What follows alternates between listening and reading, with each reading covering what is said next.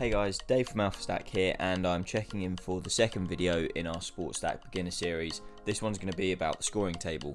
Now, as we mentioned in the first video, the scoring table underpins every single bet on SportStack, whether you're on the exchange or on SuperStack. So that's why we wanted to give it its own video. The scoring table remains unchanged across the two platforms, so that makes it nice and simple. One thing to bear in mind if you're an exchange user is that the payouts on there are measured in pennies, and this will become more clear when we actually cover the exchange in a later video. It's worth making yourself familiar with how the scoring table works, but we'd suggest doing that via sort of studying player performance rather than just sitting and memorising the table, but it's whatever's best for you. Ultimately, you just want to know what you're betting on. Within the app, there are several ways of accessing the scoring table. So first of all, you can go onto the matches tab, and within there, select a match, and you'll see the scoring table icon in the top right corner, and it stays there if you go into a player profile within that game. Then you can also go to the SuperStack button in the middle, or also the Sportfolio tab, and both of these will show the scoring table icon in the top right corner. When you open the scoring table, this is what you'll see. So here, SportStack use a data feed from Opta to collect the match statistics, and then they assign a reward or a penalty to each action. On the scoring table, there are over 30 individual actions. There are a couple of nuances to be aware of on the SportStack scoring table. The first is that although you can see columns for each of the positional categories, there is only one difference in the payouts between any of them, and that is that for goalkeepers and defenders, the penalty for conceding a goal is 5p, but for midfielders and forwards it's 3p. Now this makes some sense, but they are actually looking at tweaking it a little bit further.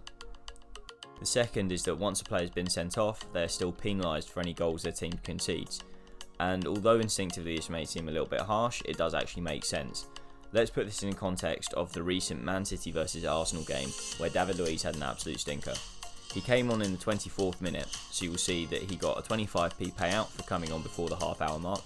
He was on the pitch for the first goal going in. In the second half, he gave away a penalty, was given a red card, Man City scored the penalty afterwards, and then they went on to score again in stoppage time. And as you'll see here, for goals conceded, he has minus 15p, which is all 3 goals.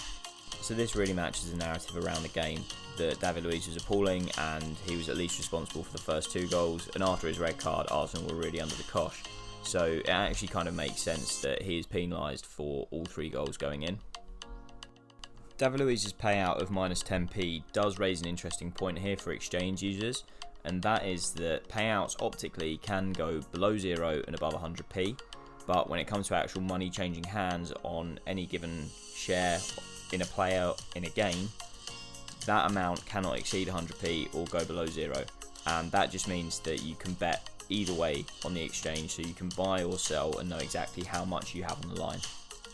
Now, SportStack CEO Nick Smith has expressed his surprise at how well the scoring matrix has fared in its first iteration, given that there really hasn't been too much criticism, but there are a couple of changes in the works. Now, Nick has confirmed that there won't be any changes mid-season, so we're not expecting any alterations until August once the Champions League has been played out. But these are changes that we're expecting to happen at the end of the season. The first is that the reward for a shot on target is likely to be reduced very slightly.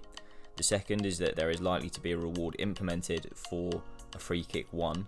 And third, as we mentioned earlier, there is likely to be a tweak to the penalty for a goal conceded, and we're expecting that to be a reduced penalty for forwards.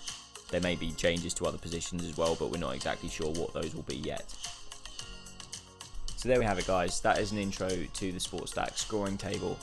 Now, if you bear in mind that they're looking to add new sports in the future with cricket slated for spring next year, it's quite easy to see how the scoring table model actually translates across to other sports. Check in with us again soon for our next video, which will answer the question, what is SuperStack? If you haven't liked and subscribed already, don't forget to do so, and we'll catch up with you next time. See you then.